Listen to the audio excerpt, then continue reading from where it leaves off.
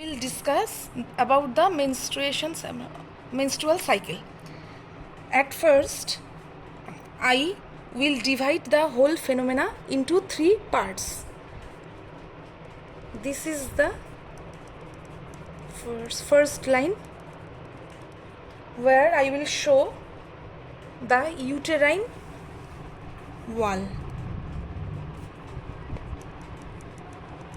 Whole phenomena I will divide into three parts, and this is three lines. Okay,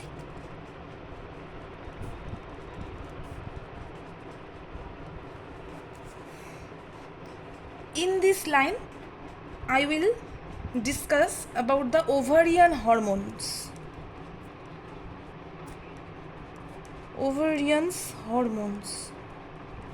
Okay, and in this part I will show the changes in ovary. Okay, the first phase, in this phase the menstruation is, first phase is known as menstrual phase, because in this phase the endometrium lining will be lost. Why? Because in this phase the progesterone level is low, and low level of progesterone can't maintain the thickening of the endometrium lining. As a result, endometrium lining is lost in the form of menstruation, and this phase is known as menstrual phase. Okay, and this is the low level of progesterone. Ovarian hormones, this level is low level of progesterone. In this level, the low progesterone.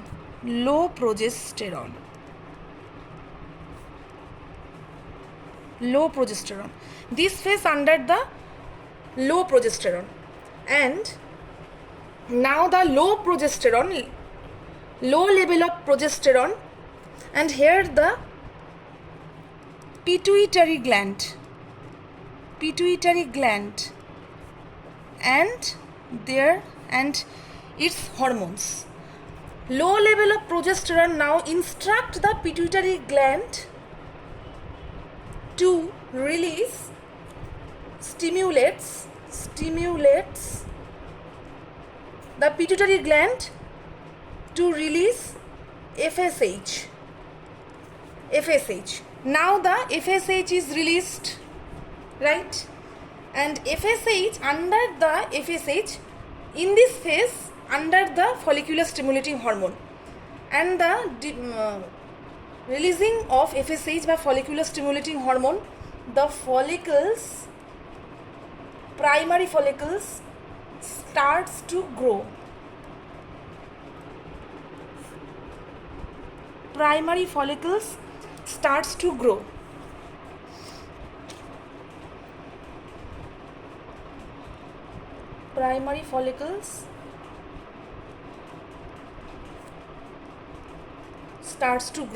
And forms finally Graafian follicles.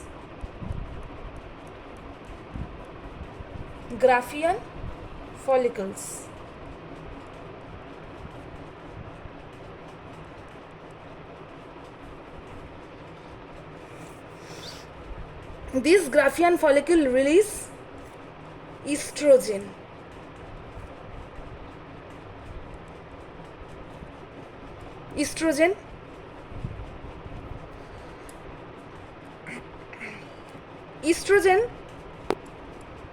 Graafian follicle, a high level of estrogen, and under the now the estrogen level is high, and under the high level of estrogen, the endometrium lining will be thickening and glandular. Here the endometrium lining will be 2 to 3 millimeter thick and glandular. The level of estrogen level is high. Progesterone level is remaining low, slightly increases, but estrogen level is high. And this phase under the follicles and under the hormones of follicular stimulating hormone. That's why it's known as, this phase is known as follicular phase. Okay. Now the high level of estrogen instruct the pituitary gland to do what? To decrease the level of follicular stimulating hormone and increase the level of luteinizing hormone. What will be the result? High level of luteinizing hormone, Graafian follicles. Under the high level of luteinizing hormone, Graafian follicles will be ruptured and ovum is released. This is known as ovulation. In this phase, progesterone level is high and luteinizing hormone will be high, and the endometrium lining will be more thickening and more glandular, 5 millimeter thick. Now what will be occurred? Now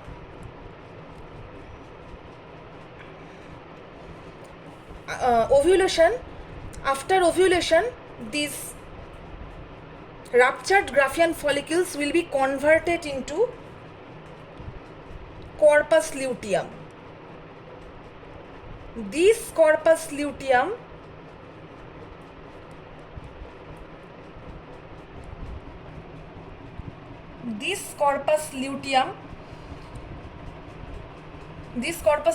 will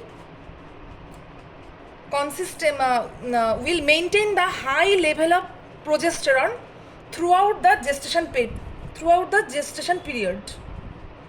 High level of progesterone will maintain throughout the gestation period. But if fertilization, this is the phenomena, if fertilization is occur throughout the 9 months gestation period, high level of progesterone will maintain the pregnancy. But if fertilization does not occur, then the progesterone level is false. Fertilization does not occur, then the corpus luteum will convert it into corpus albicans.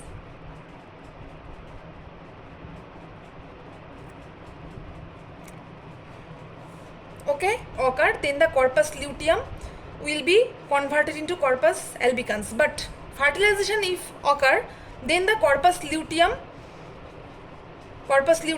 will persist throughout the gestation period and release progesterone and maintain the pregnancy.